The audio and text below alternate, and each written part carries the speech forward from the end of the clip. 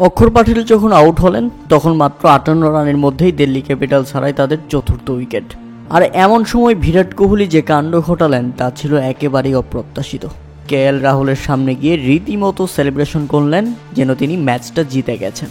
বিরাট কোহলি, আপনি সেলিব্রেশন করবেন ভালো কথা, তবে একটা প্লেয়ারের সামনে গিয়ে এভাবে দেখিয়ে দেখিয়ে সেলিব্রেশন করে আপনি কি বোঝাতে চেয়েছিলেন? আর সেখান থেকেই কেএল রাহুল দেখালেন নিজের জেদ, ম্যাচকে কিভাবে জিতিয়ে মাঠ ছাড়তে হয় এবং উচিত জবাব কিভাবে দিতে হয়। দলকে জেতানোর পর তার সেলিব্রেশনটা ছিল ঠিক সেই রকম।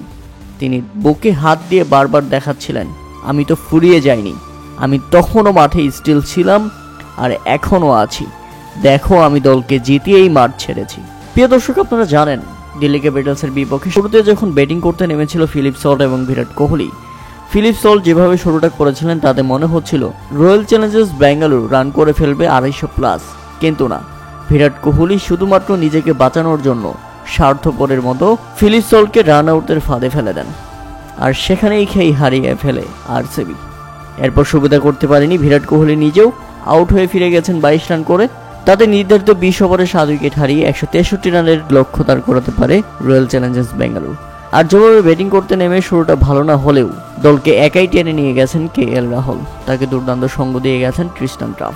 শেষ পর্যন্ত খেলেছেন 53 বলে 93 রানের অপরাজিত ম্যাচ জয়ী ইনিংস।